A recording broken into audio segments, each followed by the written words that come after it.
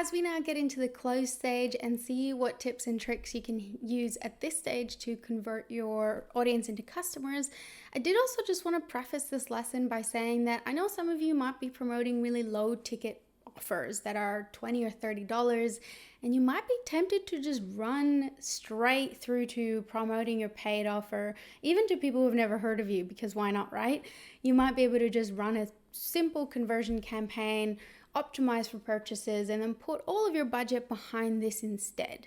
You can even just go in and target people who are already known to be frequent buyers by Facebook to really make sure that you're putting your paid efforts in front of people who are most likely to buy it because you know that these guys are frequent shoppers. What could go wrong, right? Well, this is where I think the main difference between e commerce and every other kind of advertising often comes into play. And that comes down to two things mainly. And the first of these is complexity.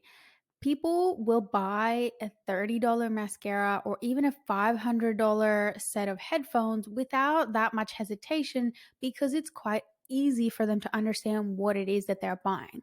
They know how headphones work. The ones you're advertising to them seem to have some cool features, maybe an attractive influencer in the photo who seems to be living the great life that I will likely have if I buy these things. And I can see that I've got a 30-day refund policy. Let's do it, right? It's a pretty easy thing for me to understand. But when it comes to digital offers or even businesses offering physical services, people then suddenly have a different standard for what they're willing to pay because they need to understand who you are and what it is that they're actually going to be getting in order to decide if it's the right thing for them, even if it's at a lower price point, even if it's 20 or 30 bucks.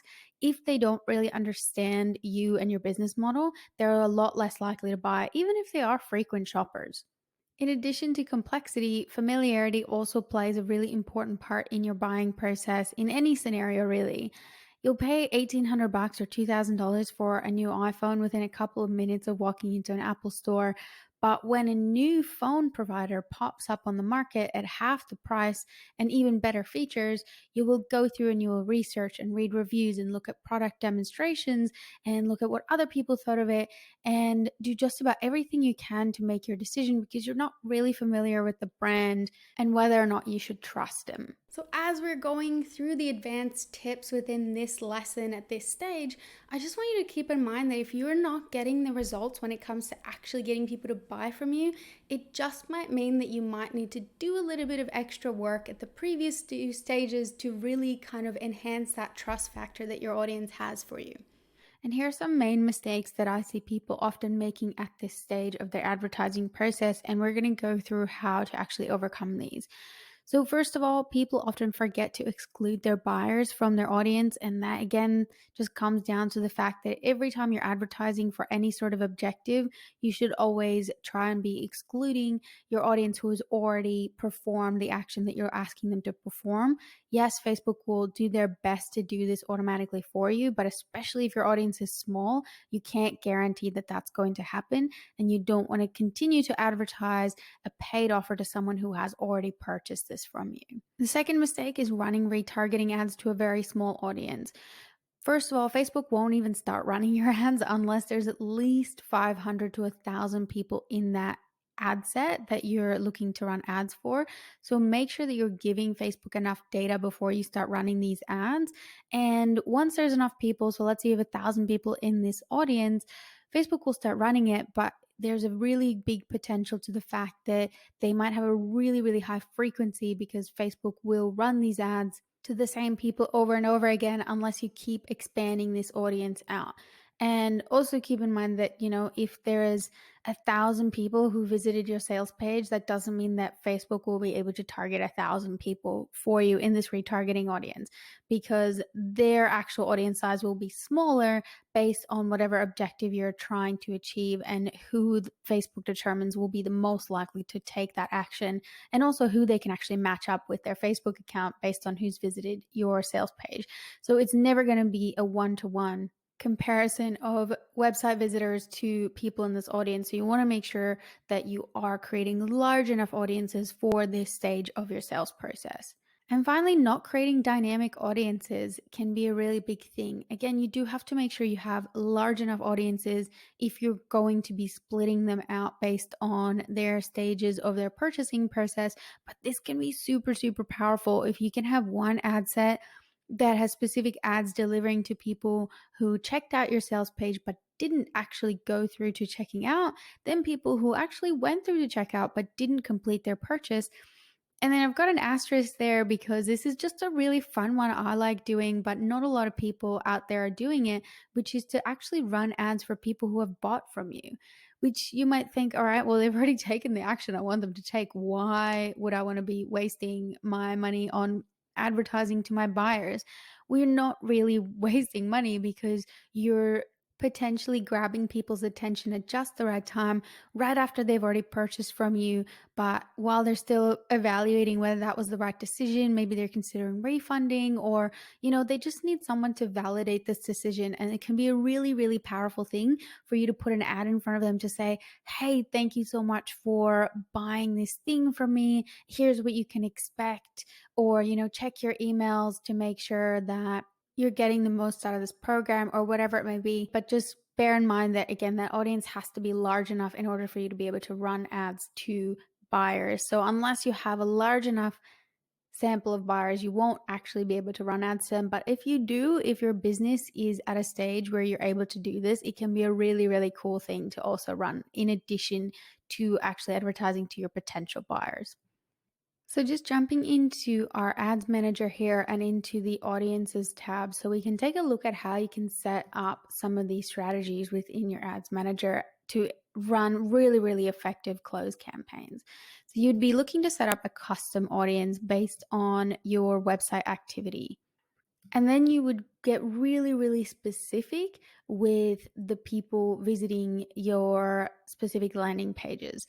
So you don't want to be targeting all website visitors. You want to be targeting people who visited specific web pages.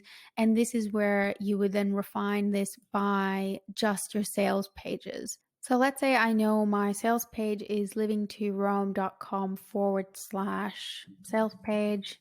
Obviously, that's not the name of a sales page, but let's say it is. And I could say, all right, show this to people who have been on the sales page for the last 7 days. But then I could also say, exclude people who have been to my checkout page in the last 7 days, right? So I would only want to be showing these ads to people who visited the sales page but did not visit checkout. And then I would create another audience of people who visited checkout but did not purchase.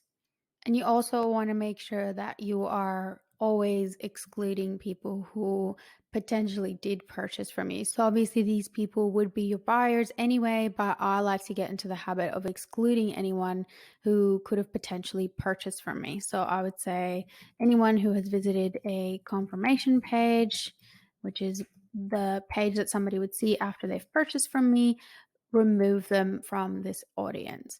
So that means that when I create this audience, I will know that these are just people who have visited my sales page in the last 7 days, but didn't try to check out and didn't purchase. And the reason I put 7 days there is because while you can actually set a frequency cap on your conversion campaign in a particular way, if you set it up in a particular way, a lot of the time people aren't setting frequency caps, which means that, yeah, if you're running this to a small audience, they're going to continue to see your ads a lot. And if you don't put a restriction around the limitation of time in terms of when somebody visited your sales page and how long they should be seeing your ad for, they might end up seeing your ad 9 times a day for the next 30 days. So you want to make sure that if you are running this with a small audience, that you're setting this to a specific limit that's reasonable within your audience size.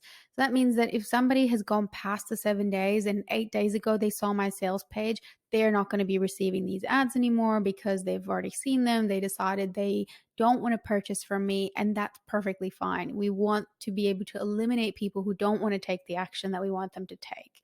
Because again, the key is to create a good customer experience. And the other reason that I put 7 days here is because it allows you to potentially stagger some of your ads if maybe it takes a little bit longer for your people to convert. So, what I mean by that is I could create this audience that's, 7 days and it's just people who saw the sales page, didn't check out. And then I could create a second audience that would be exactly the same, but this would say 14 days instead of 7. And then when I go and create the campaign, I can suppress this audience from seeing those next ads. So that means they're going to see one set of ads for the first 7 days after seeing my sales page, and then totally different set of ads in the next 7 days. So let's just have a look at how to do that, because I know that can sound quite complex without actually seeing it. So let's just say, so that's the name of the campaign. They've seen the sales page, but they didn't check out in the last 7 days. Now I would just go in and create the same audience, but with a 14-day range. And then I would probably create a third audience that would be people who did see my checkout page but didn't purchase, right? So I would go about it the exact same way. And those would be different kind of people because they're a lot more targeted because they actually went through to checkout. They basically started the process of purchasing from me and then they didn't actually purchase.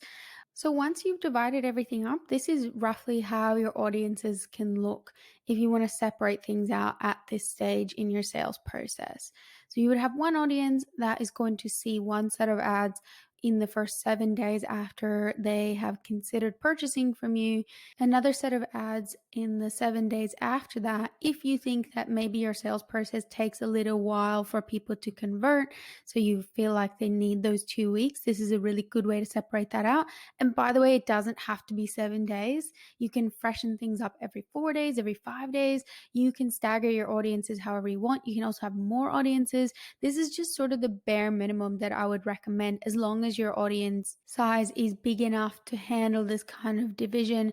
And then the third audience there is just people who actually started checking out but didn't buy from you. And the beauty of separating things out like this means that you can pretty much run this campaign for whatever objective you want. I know that's really controversial because, within the Facebook ads world, we always talk about optimize for the objective that you want, which is absolutely true if you have a large audience. You want to be optimizing for purchases with a conversion objective.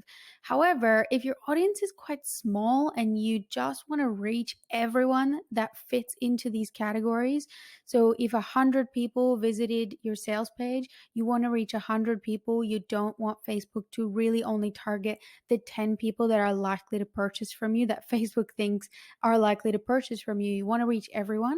You can really experiment with what objective you choose because you already know that these people know who you are. They've maybe attended your training or whatever free offer that you've provided them within the commit stage of this process. They know who you are, they trust you, they like you, they're familiar, they know what your offer is all about, they've been to the sales page, and really your chance with these ads is just to kind of push them over the line, maybe give them a discount or maybe show them some user generated content from your past customers that have had really great success with what you're offering, and really just kind of overcome any objections that they have at this stage. So if your audience is small, you may want to actually experiment with even using a brand awareness or traffic objective with these audiences because, again, maybe you just want to reach the most number of people that are really, really targeted buyers for you yourself. But really, the most common thing will be for people to optimize for conversions and for purchases, which, if you have a large enough audience size, of course, that's what you want to be doing because you want Facebook to really be going after the people who are going to be most likely to purchase from you. But just know that there really is no limit to this. And some people get fantastic results with using different objectives at this stage of their sales cycle, even though it's at that bottom of the funnel. This is the close stage. And it seems a bit counterintuitive, but this is your chance to really play around with some stuff. But if you have a small audience size and you still want to be using conversions as your objective and you want to go with auction as your buying type, you don't want to be using reach and frequency because you want to have the most targeted approach, which I totally respect and definitely think that can be a really great idea as long as it's working for you.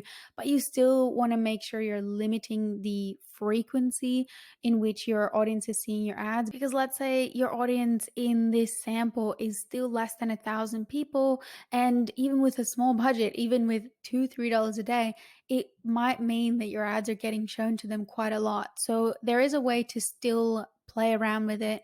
So we're just going to have a look at that in a sec. Let's just name our campaign here. So let's say bottom of the funnel, name the campaign. And in this case, I would be going for conversions and purchases. And I'm just going to go ahead and click continue. And in this case, I could use campaign budget optimization, but because we've divided our audiences up by, people in the first 7 days and then the next 7 days, and then people who checked out our checkout page but didn't purchase, I would maybe actually try and put some budget behind all of these ad sets to make sure that people are kind of being distributed pretty evenly throughout these audiences. And you want to make sure you are using a conversion event. So for me, for my sales cycle, I wasn't able to use the standard events. I actually had to use a custom conversion. And because it hasn't been activated in the last 60 days, Facebook is just sort of saying this hasn't been activated in a while. Are you sure it's still an active event? It is. I'm just not driving traffic to it at the moment. But you can create custom events to use as your conversion event here.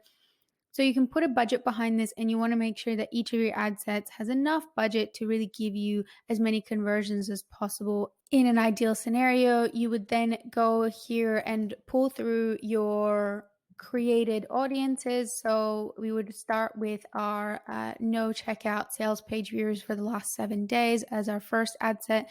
And I know you are suppressing anyone who has purchased from you within the audience building process already, but if you want to exclude your purchasers from here, you can do that as well. You can double up this way, or you can just do one or the other, whatever you prefer. So whether it's while you're building your audience, you make sure that you're suppressing anyone who's an existing customer, or you make it a part of your ad set building process to always exclude existing customers from here by creating a custom audience that just has all of your customers in it. And then while you're building your ad sets, you just say, hey, exclude anyone who's in the audience of my existing customers. You can absolutely do that as well. You would go through and just optimize everything here as regular. But the bit that I wanted to go through is within the conversion objective, you can still come down here in optimization and delivery and edit this so it's not actually being optimized for conversions. I know that seems, again, counterintuitive, right? Because it's a conversion objective and that's what we want. But you can still be using the conversion objective and be tracking your purchases as your main objective, but be optimizing for daily unique reach. This is a really great strategy if you have a very small audience, but still want to use this objective, make the most of it, but you want to make sure that people aren't seeing your ads more than once a day. So if you do optimize for the daily unique reach, all it means is that Facebook is not going to be showing your ads within this campaign more than once a day. And it's not going to be using up your entire budget, which is perfect for small audiences because it means you're not going to have this super high frequency of 9 or even more because your audience size is so small. And even if you have a $5 a day budget, you are really just sort of spamming your small audience with your ads during that 14-day sales cycle, but you're spamming them, 4 or 5 times a day, and that can get quite overwhelming. So this is a really great strategy if you are running this kind of sales funnel on autopilot. If you're not doing this during a huge launch where you're pumping a lot of money into building up your audiences at that top of funnel and middle of funnel, so that by the time people get to this stage, you have a huge audience to be running these ads to and you're not worried about frequency, that's totally fine. But if you're running this stuff on autopilot, where maybe you just kind of want people to progress themselves through this funnel and progress themselves through these different ad sets because you've built up these dynamic audiences, but you really want to go and make sure that that frequency is not too overwhelming, then this is a really great strategy for you to do that at this stage.